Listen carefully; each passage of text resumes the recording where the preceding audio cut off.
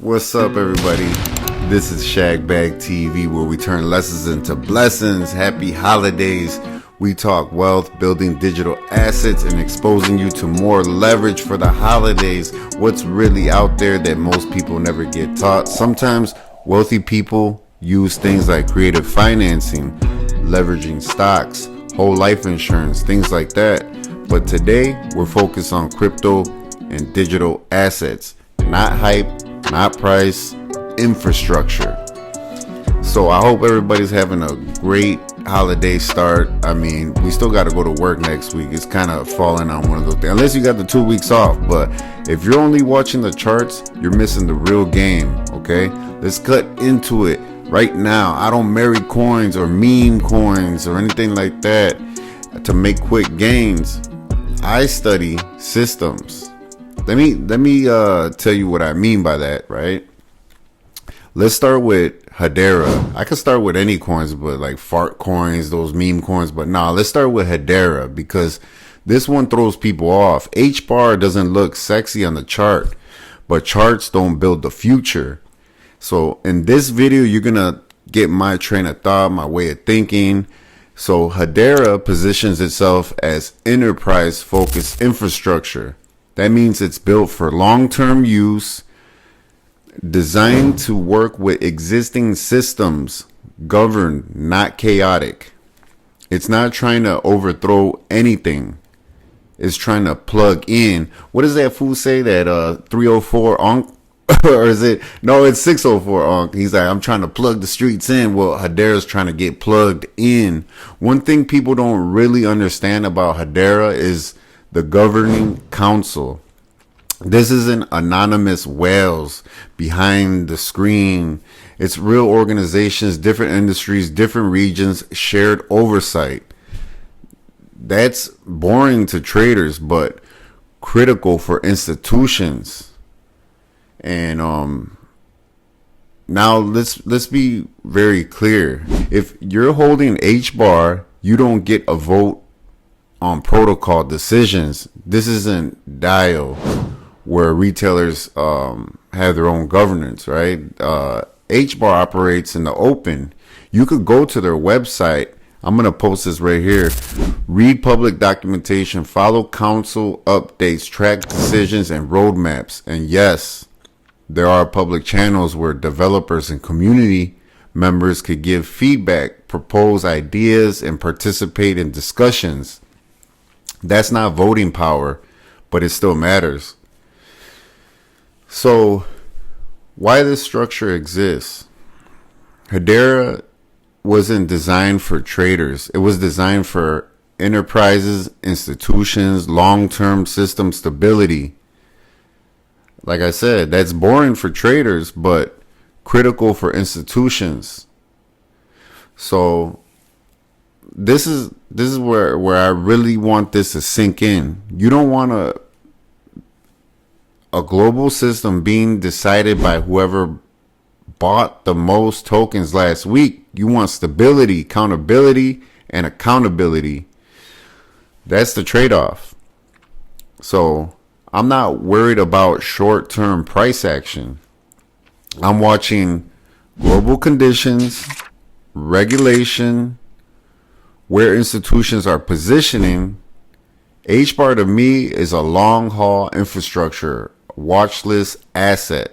And I do got it under my watch list because I own some of it. But let me say this real quick. Hedera wasn't built so everybody gets a vote just because they bought a token. And by the way, they're not paying me for this. So hey, HBAR man, Hedera man, hit my line. It was built for the systems that doesn't break every time the market crashes and gets emotional. That's, like I said, again, it's boring shit. And let me say this. All right, let's talk numbers real quick, because I already know what some of y'all are thinking. You're like, hold on, I'm not just in this for hugs and good vibes and ha ha hee hees and hey, I know that you're using the fiat, the fake money, and I know that most of you are using the banks at 0% interest. And that time is almost up. 12 months goes by as fast. Ain't nothing for free but air, so keep breathing. And soon they'll be taxing that too. I get it. We all want to know what the returns could look like. As of December 20th, 2025, HBAR is sitting around 11 cents, back down again. That tells you something. This is still early stage, not a finished product. You are still early, but you had to start now. You had to start investing now. This is not financial advice. This is me thinking out loud based on infrastructure, adoption, and time in the market. If Hedera keeps building, it could revisit previous highs. Possibly.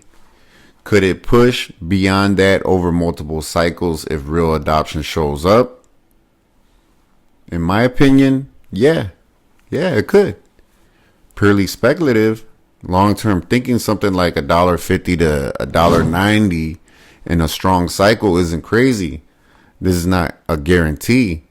That's not a prediction. That's math, patience, and infrastructure if everything goes right. A lot has to happen though. Adoption, execution, macro conditions, and it could take years, not months. So if you're here overnight, and if you're over here for the overnight riches, this probably isn't your play. Twister said he'll make you a celebrity overnight, not crypto rich overnight. Hey man, and that's why I don't buy based on price targets. I buy based on whether the system survives long enough to fucking matter. If it does, the price usually follows. If it doesn't, I move on. It's simple. So I'd be like, hey, how you like me now? Which brings me to XRP. Now, we have a special relationship, XRP and I. I'm not married to XRP. I'm married to the infrastructure that survives pressure. Let me rewind. I don't got no special effects on here. I didn't get into XRP when it was easy. I got into XRP when they were getting sued. Bad headlines, fear everywhere, different narratives. Like once they win, we will get rich. And that's when most people panic. And when people get upset, like what if they lose? And nobody got rich right away and nothing really happened.